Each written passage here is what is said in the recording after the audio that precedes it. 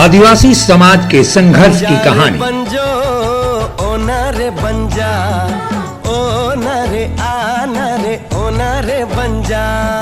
हमारी भी तमन्ना है कि तू डॉक्टर बन के हम सब गाँव वालन की सेवा करे। क्या तुम्हें झारखंड के सभी सिनेमा घरों में 22 फरवरी से चाहे कुछ भी हो जाए, ये गांव हमारा, ये गली हमारी, ये कस्बा हमारा, ये काम हमारा। जातिवाद को हमें घर घर में फैलाना है। आज के बाद इन जैसा कोई भी आया तो उसका यही अंजाम होगा। It's not question of good and bad. It's a question of win and defeat. ये धरती हमारी। समाजवादी पार्टी झारखंड की पथरीली राहों में अब साइकिल चलाने के लिए पूरी मुस्तैदी से तैयार है। हालांकि राज्य गठन के बाद ही समाजवादी पार्टी ने यहां बहुत पुरजोर कोशिशें की, जिसमें कई नेता उभर कर सामने आए।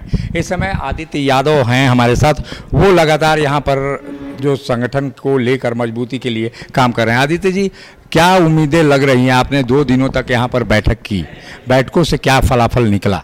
देखिए, 2 दिन की बैठक थी और हम 3 सांसद, रामपुर से महबूबुल्लाह जी और घोसी से राजीव राय जी और मैं, हम लोगों ने चिंतन किया। इसके ऊपर एक बैठक हुई जिसमें संगठन के सभी वरिष्ठ पदाधिकारी हम लोग के उपलब्ध रहे और मूलतः बात ये निकल के आई कि हम लोगों को ज़मीनी स्तर पे जाके, ख़ास करके ग्रामीण क्षेत्रों में जो किसान हैं और जो बदहाली इस समय किसानों की इस समय हो रखी है, उसको लेकर के हम लोगों को मुहिम चलानी चाहिए, लोगों तक जाना है और पार्टी के जनाधार बढ़ाने के लिए सदस्यता अभियान चलाने का एक मुहिम चलाई जाएगी आने वाले समय में, जिसको आप देखेंगे। और इसी तरीके से हम लोग बीच बीच में आके मुलाकात लोगों से करके जो उनकी समस्याएं हैं, मध्यम वर्ग के जो व्यापारी हैं उनकी क्या समस्याएं हैं और व्यापारियों की समस्याएं सुनकर उसका समाधान करने का प्रयास किया जाए। ये जो झारखंड है, यहाँ महतो, माझी और मुस्लिम, ये समीकरण खास तौर पे देखा जा रहा है। इन तीनों समीकरणों में आप कहीं फिट बैठते हुए नज़र नहीं आ रहे हैं,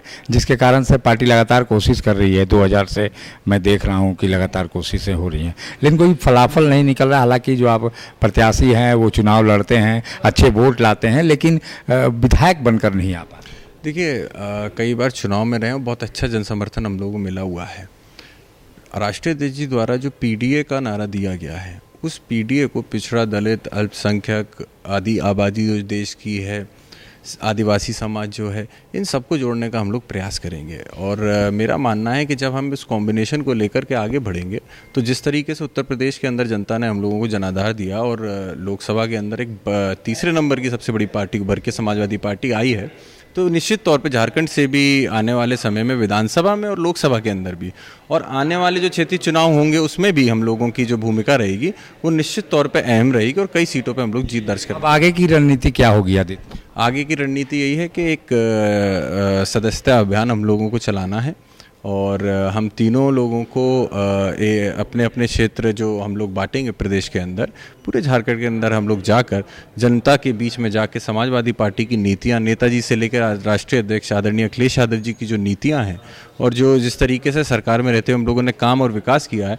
उनको लोगों तक लाना। क्योंकि देखिए, रोज़गार युवाओं के लिए नहीं है, शिक्षा के लिए क्षेत्र में जहाँ आज भी काम नहीं हुआ है, कहीं भी यूनिवर्सिटीज़ नहीं है, आज भी अभाव है यूनिवर्सिटीज़ का। तो इन सब के ऊपर हमें लगता है हम लोग काम करेंगे और जनता हम लोगों को स्वीकारेगी और बड़े अच्छे जन समर्थन हम लोग को देने का। ये आदित्य यादव जो लगातार यहाँ पर प्रयास करेंगे झारखंड में बीजेपी को मुकाबला देने के लिए और जो तमाम राजनीतिक दलों हैं उनको मुकाबला देने के लिए समाजवादी पार्टी ने 3 प्रभारियों की नियुक्ति की है। इस बार झारखंड को कितनी अहम तरीके से अखिलेश यादव ले रहे हैं, इसका अंदाज़ा 3 प्रभारियों की नियुक्ति से ही पता चल जाता है। लेकिन आने वाले दिनों में समाजवादी पार्टी किस रंगत से यहाँ साइकिल चलाएगी, ये देखना बाकी होगा। सहयोगी शिल्पी के साथ अशोक कुमार, मुखर संवाद, रांची। जब टूटती है आस, जब थकती है सांस, जब रूठते हैं अपने, मुंह मोड़ता है जमाना, जब अंगड़ाई लेता है संकल्प, फिर बनती है कहानी, बनते हैं अनमिट निशान। देखिए मेरे साथ संघर्ष की दास्तान।